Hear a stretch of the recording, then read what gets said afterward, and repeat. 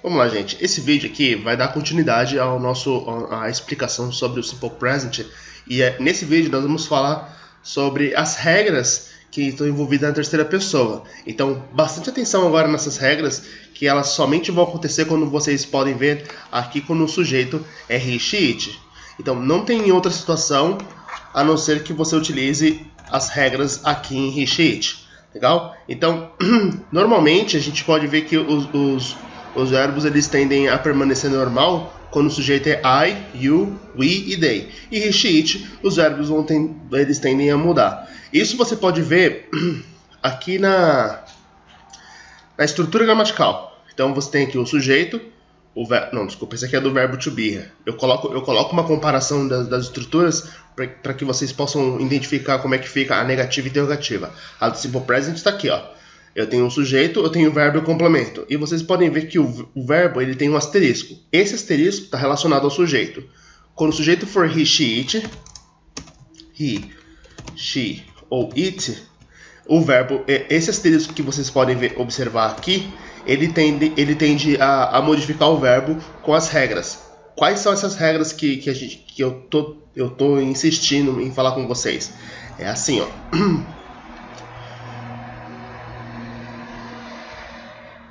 Aqui nós temos a estrutura gramatical e a frase fica assim, ó. I like potatoes. I like potatoes. She likes potatoes. Então, aqui você pode ver que o verbo like, ele mudou para likes. Isso acontece porque o sujeito é she. Se fosse, sei lá, o nome de uma pessoa, por exemplo, Sandra, ainda permaneceria likes, porque Sandra é uma pessoa do gênero feminino, ou seja, é ela. Ela em inglês é she, então estou falando de uma pessoa só. Então sempre vai ter uma mudança no verbo quando eu estou falando de uma pessoa, e essa pessoa é ele, ou ela, ou um animal, ou um objeto. Então atenção aí. Só que a ideia que dá é sempre vou colocar o S no final, como vocês podem ver aqui, ó. Works, dances, loves, speaks, sleeps, drinks, drives e cook. Na verdade não. Existe um conjunto de regras aqui que às vezes modificam. Isso você pode ver já numa leve diferença que tem aqui no sujeito, no verbo study. Então nós temos study e ele muda para studies. Mas por que tirou o Y? Por que tive que colocar ES? Por que não só coloquei o S no final, igual estou fazendo com os demais? É porque o study está condicionado a uma exceção de uma das regras. Então, aqui nós temos as regras. Olha só. Nesse arquivo, vocês receberão esse arquivo no primeiro e no segundo vídeo para que vocês possam ter eles em mão. Então, aqui nós temos as regrinhas aqui relacionadas às mudanças. Toda vez que o seu sujeito for he, she, it e os verbos terminarem com o, s, ch, sh, x e z, você vai acrescentar o es no final. Por exemplo, go muda para goes, do muda para does, porque go termina com o. Do, a mesma coisa, termina com o. Miss termina com S, ele faz parte da exceção. E aí tem que colocar o ES no final. Watch termina com CH, precisa colocar o ES no final. Wash, que é o verbo lavar, termina com S também. Então, termina com SH e eu preciso colocar ES. Fix, que é o verbo consertar, termina com X e eu tenho que colocar ES no final. E buzz é aquele verbo zumbir, não tipo de criatura zumbi, tipo zumbido, sabe? Quando um mosquito passa no ouvido fazendo zumbido. Bzz. Então, termina com Z e eu também preciso colocar ES no final. Alguns exemplos práticos aqui na frase, ó. Para que vocês não fiquem sem entender como é que está acontecendo isso. Por exemplo, eu vou utilizar o go. I é o verbo ir, tá? I go to the park. Uma das frases que eu mais utilizo durante as nossas aulas, né? She goes to the park. Talvez na forma prática você consiga identificar melhor como é que faz essas mudanças. Então aqui eu precisei utilizar go, e pelo simples fato de eu estar utilizando o sujeito she, o go precisou mudar para goes. Isso funciona para os demais verbos, tá? Então, professor, é só com o verbo go e só com o verbo do? Não, gente. É com todos os verbos que terminam com o no final. Se o seu sujeito for he, she ou it, você vai precisar colocar o es no final. Outro exemplo é o verbo do, que é o verbo fazer. I do my exercises. Vou colocar agora com he.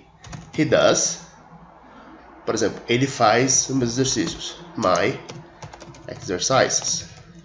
Então, olha só. O do, mais uma vez, pelo simples fato de terminar com o, quando o meu sujeito é he, ele muda para does. Então, muita atenção aí com a regra de terceira pessoa. Nós chamamos essa regra de third person, ou terceira pessoa. Toda vez que o meu sujeito é he, she, it, os verbos tendem a mudar. Vou pegar com outro verbo agora aqui.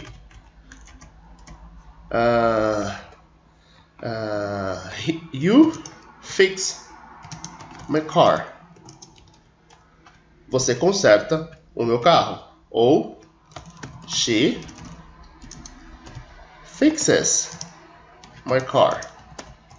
Ela conserta o meu carro. Então, aqui eu tenho o verbo fix, que é o verbo consertar. E aqui o fix teve que mudar para fixes, porque meu sujeito é she. Legal? Às vezes, gente, na maioria das vezes, as frases, o sujeito he, she, it vai ter um nome. Se for o nome de uma pessoa, gente, presta muita atenção. Se for o nome de uma pessoa, ainda assim se aplica a regra de terceira pessoa. A regra de terceira pessoa não está condicionada, não está vinculada à palavra he, she ou it. He pode ter um nome. Por exemplo, Tim does my exercise. Eu estou falando de uma pessoa, essa pessoa é do gênero masculino, é ele em inglês é he. Então, eu tenho que utilizar ainda a regra de terceira pessoa. Legal? She, a mesma coisa. Pode ter o nome Alice. Alice fixes my car. A Alice conserta o meu carro. Legal? Então, muita atenção aqui, ó. Lá em cima também, aproveitando. Anna goes to the park. A Ana vai para o parque. Legal? E principalmente a gente vincula com a tradução. Preste bastante atenção na tradução. Ainda a frase está sendo feita no singular. Não é porque tem um ES no final que vai ser plural, tá? Já disse isso no vídeo anterior e estou repetindo agora. Estou aí batendo na tecla para que vocês não confundam com plural, tá? Vou apagar aqui. Essa é uma das regras, tá? A segunda regra é a seguinte. Se o verbo termina com Y, muita atenção porque tem duas regrinhas aí quando termina com Y. Se termina com Y e antes do Y vier uma consoante, eu tenho que tirar o Y e no lugar dele colocar o IES. Show? Vou começar só com essa primeira. Então você pode ver aqui, ó, que cry, que é o verbo chorar, termina com Y. E nós temos antes do Y uma consoante, a consoante R. Então o Y sai e no lugar do Y entra o IES.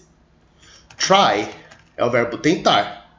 Ele também, antes do Y, tem uma outra consoante e é a mesma consoante do verbo de cima, né? Que é a consoante R.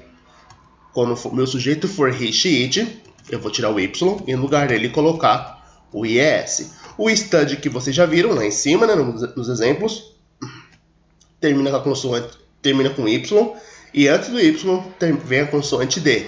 Eu tiro o Y e no lugar dele coloco IES. E o replay ou reply, em alguns lugares você vai ouvir diferente, tá?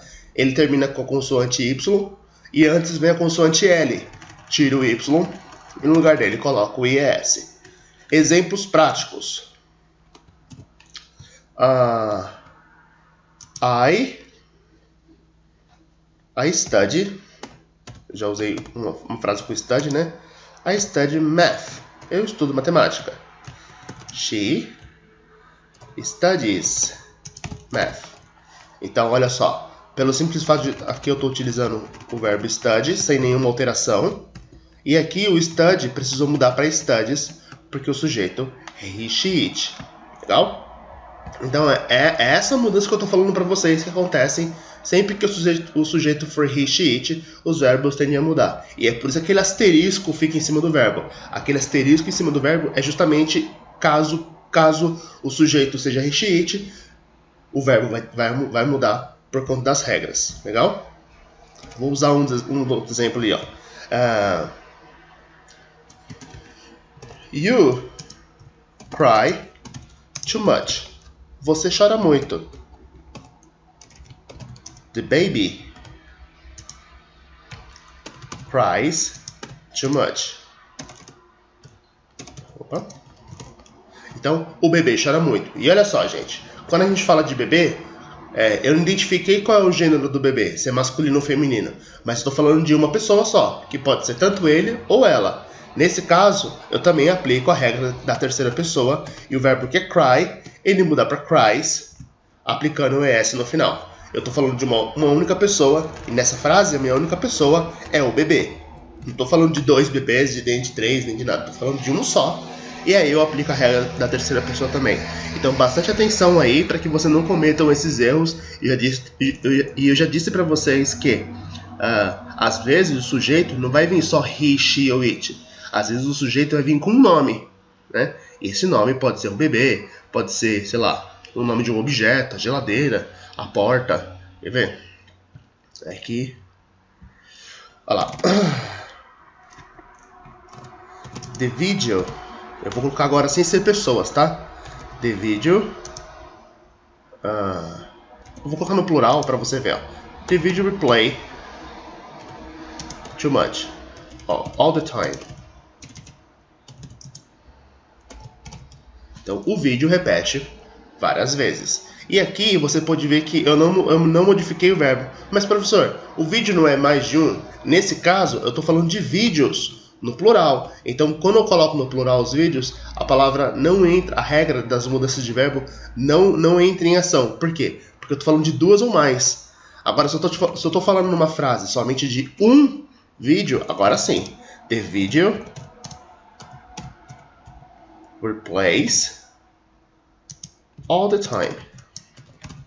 Nesse caso, gente, a regra de mudança de verbo ocorreu porque eu estou falando de apenas um vídeo só. Então, olha só, existe diferença aqui. The videos, os vídeos, e aí você pode ver que os vídeos, o verbo não modificou porque eu estou falando de mais de um.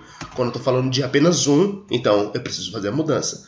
Então, aqui, sempre quando a gente vincula com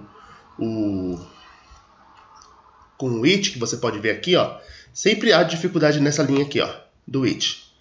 Porque as pessoas esquecem que o it pode ser uma coisa, um animal ou um objeto. E quando a gente está falando de coisas e animais e objetos, ele se vincula ao they.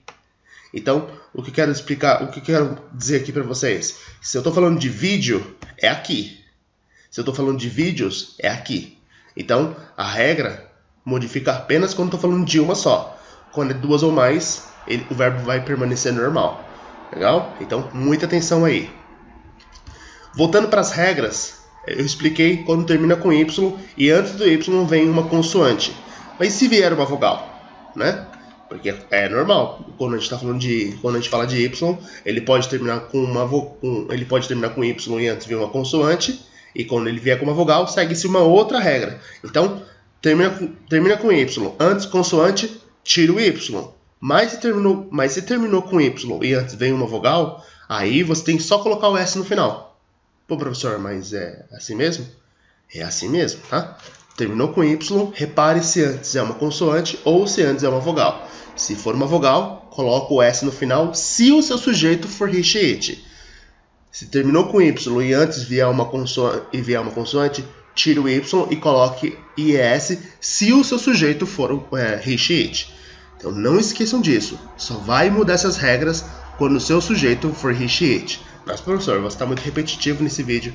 Precisa, porque é uma das coisas que se comete muito erro no inglês e é uma das coisas mais difíceis que tem no inglês, justamente para a gente se adaptar a essas regras. A gente só vai conseguir desenvolver isso aqui quando de fato eu colocar a mão na massa, e eu vou deixar atividades para vocês que vocês possam desenvolver isso, e somente fazendo que você vai identificar com as dificuldades, vai errar bastante, vai acertar muitas vezes. Alguns alunos têm mais facilidade, outros menos. Isso só vai ser consertado, só vai ser aprimorado quando você estiver exercitando. Gente, olhando essa atividade aqui, não só olhe e fala assim, já entendi. Bota a mão na massa nessa atividade aqui, tá? Faça algumas atividades, tenta fazer lá. Eu vou passar uma listinha para vocês fazerem mudança do verbo em terceira pessoa. Vou passar uma atividade que vocês possam também fazer as frases em primeira e em terceira pessoa. Só assim que as dúvidas vão surgir e aí vocês vão sentir as dificuldades das regras. Legal? Vamos lá. Então, você terminou com Y e antes de uma vogal, só coloca o S. Então, pray, que é o verbo orar ou rezar, termina com Y e antes do Y tem a vogal A. Então, quando o meu sujeito for he, she, it, eu só coloco o S no final. Say é o verbo dizer, termina com Y e também vem a vogal A. Quando o meu sujeito é he, she, it, eu só coloco S. Play, que é o verbo jogar ou brincar, termina com Y e vem a vogal A também e eu só coloco o S. Alguns exemplos práticos. I play with my dog. Eu brinco com meu cachorro. She plays with my dog. Ela brinca com meu cachorro. Então vocês puderam ver que o play é aqui porque meu sujeito é I. E embaixo é plays porque meu sujeito é she. Legal? Um outro exemplo aí para vocês. I pray every night. Opa, every night é separado. Então, eu oro, eu rezo todas as noites. He prays every night. Ele reza ou ele ora todas as noites. E você pode ver que o pray muda para praise, porque nós estamos falando de o meu sujeito é he. Lembre-se que às vezes o sujeito vai ter nome. Por exemplo, I play with my dog. Amanda plays with my dog. A Amanda brinca com meu cachorro. Estou falando de uma pessoa, é uma terceira pessoa. Então, a aplicação da regra da terceira pessoa, porque eu estou falando de Amanda. A mesma coisa acontece aqui, né? I pray every night. Paulo prays every night. Aqui eu estou falando somente de uma pessoa. Então, essa pessoa está fazendo uma ação, que essa ação é rezar ou orar. E aí, a aplicação da regra aqui. Show? E a última regrinha é se o verbo termina com have, ou se o verbo é have, você vai mudar ele para has. Só isso. Por exemplo, o verbo have, para quem lembra, é o verbo ter, né? I have 2 dogs. Eu tenho 2 cachorros. Então, meu verbo é have, não há mudança de regra aqui. Por exemplo, he has 2 dogs. Nesse caso, o have, ele muda para has, porque meu sujeito é he. Então, essas são as coisas que acontecem na formação, nas mudanças de regra. Somente acontece quando o seu sujeito for he, she ou it. Legal? Então, eu vou mostrar de uma forma mais prática ainda. Esse material vocês receberão, né? E aqui vocês podem ver de uma forma mais prática. Então, o verbo go, quando o meu sujeito é I, you, we, they, os verbos permanecem normal. Quando for he, she, it, ele tem alteração. O verbo go termina com o, então eu preciso colocar es no final. Go vai para goes. A mesma coisa com do, olha lá. Do termina com o, então eu preciso colocar es. Watch, que é o verbo assistir, termina com ch e eu preciso colocar es. Watch muda para watches. Wash, que é o verbo lavar, termina com sh. Quando o seu sujeito for he, she, it, você também precisa colocar es. Bus termina com z. Quando o seu sujeito for he, she, it, você também precisa colocar es. Kiss, beijo ou beijar. Quando o seu sujeito for he, she, it, você também precisa colocar es.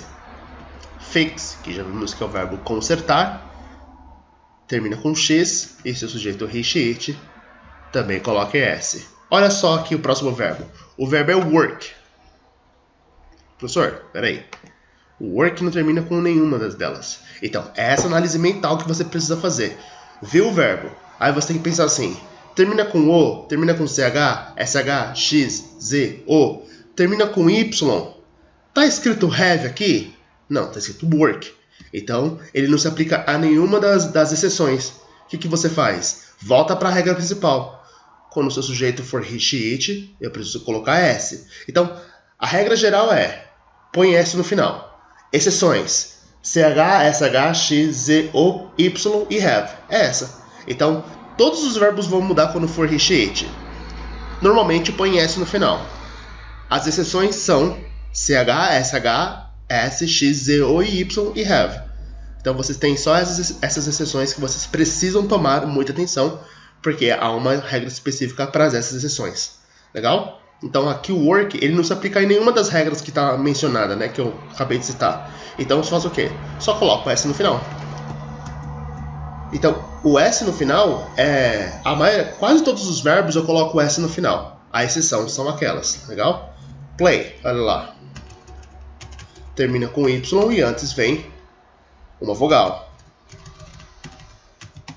Eu só coloco S. Alguns alunos me dizem que o play é como se fosse uma regra geral. Ah, professor, então o play ele se aplica a regra geral, coloca S no final. Então, sim e não. Sim, porque eu coloco S no final, como eu faço com a maioria dos verbos. E não, porque a gente tem que prestar muita atenção, porque se eu não cito que quando termina com Y e antes vou uma vogal, a gente acaba confundindo com a primeira regra. Ah, termina com Y, tira o Y e coloca IES. Você vai tirar o Y e colocar IES se antes do Y vier uma consoante. Se vier uma vogal, você coloca S. Então eu gosto de colocar as regras do Y separadinhas para que vocês não confundam. Então, terminou com Y, como aqui o exemplo de baixo, ó. Study. Termina com Y também, só que eu tenho uma consoante.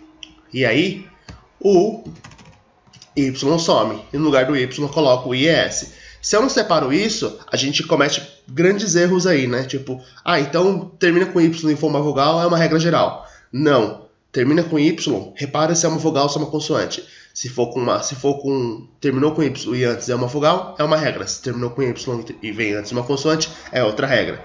Legal? Então não coloco, terminou com Y, é uma vogal, vou colocar na regra geral. Não faz isso, tá? Coloca uma regra mesmo de terminou com Y, repara se antes é uma vogal ou uma consoante. Show? O penúltimo aqui, have, você viu que ele muda para has. É o único verbo que muda completamente, né? Inclusive na sua escrita quanto na sua fala. E o sing, de novo, ó, assim como o work, o sing ele não faz parte de nenhuma das regras. Não termina com O, não termina com CH, SH, SZ, X, não termina com Y e não está escrito have aqui, está escrito sing. Então, eu só coloco o S no final. Então, a regra geral é S no final. As exceções são aquelas regras até então citadas. Boa? Nesse vídeo, eu pretendo deixar uma atividade vinculada, onde vocês precisarão aplicar as regras de terceira pessoa. Na verdade, vocês têm na página, no livro de vocês, uma atividade para fazer isso, se eu não me engano.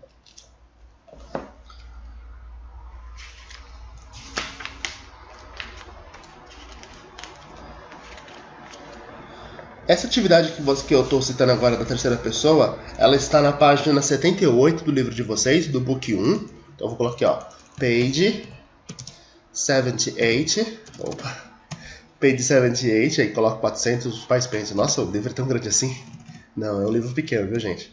Então na página 78, Unity 8, na unidade 8, tá?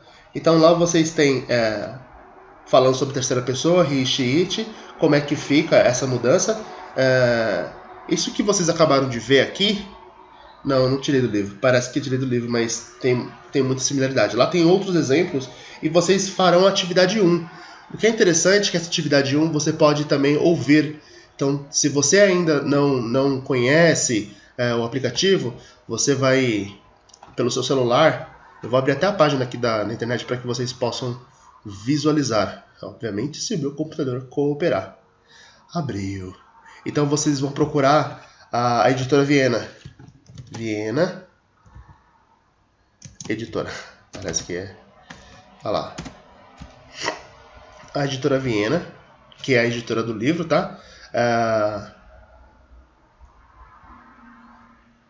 Eu tinha que ter deixado isso aqui fácil, né? Então, na Editora Viena, vocês vão ter o curso aqui, achei. Esse é o livro que vocês têm, ó. O livro 1, o livro 2 e o livro 3. É o preço do livro, cada um. Vocês podem ver o preço do livro aqui. E até comprar se você perdeu o livro. Ou o papai e a mamãe quer estudar também. Os pais também podem comprar o livro e chega em casa. É bem legalzinho, tá? Então aqui vem o CD. Só que vocês também podem digitar esse nome aqui, New Fast English, no celular, na parte onde você compra os aplicativos, né? Se você tiver com Android, é com Google Play, e se você tiver com iOS, é o Apple Store, né? E aí lá você digita New Fast English e lá você vai ter o aplicativo do livro. Esse aplicativo do livro te permite você ouvir os áudios, todos os áudios. Se você, sei lá, não tem espaço, os livros normalmente ele vem com CD. Você pode colocar lá o CD e você já ouve os áudios também, tá? O aplicativo também serve da mesma forma. E essa atividade que vocês têm na página 78, vocês têm o áudio. O que eu recomendo que vocês façam a atividade ouvindo o áudio. Professor, mas não vou entender. Então, o áudio ele vai te dar resposta já de tudo aquilo que você precisa ouvir, das respostas do livro. E aí o que eu recomendo?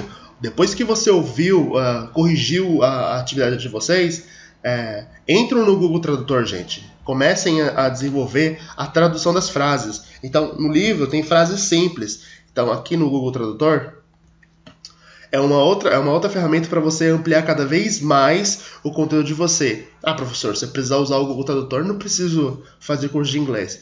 Então, gente, eu gosto de utilizar o Google Tradutor como um grande dicionário, não como um tradutor simultâneo. Já falei para vocês em sala de aula e já mostrei para vocês que quando vocês utilizam o Google Tradutor, ele vai errar na tradução. E eu posso mostrar isso aqui, ó. Por exemplo, a palavra que eu tenho em aula, say. Eu vou tirar isso aqui daqui e eu vou dar Enter.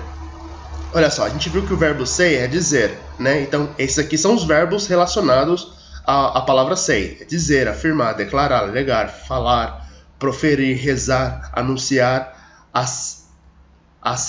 asseverar, exprimir por palavra. E olha só, aqui do lado você pode ver a frequência que essas palavras são utilizadas numa frase. Então, a mais frequente, a palavra say, significa dizer.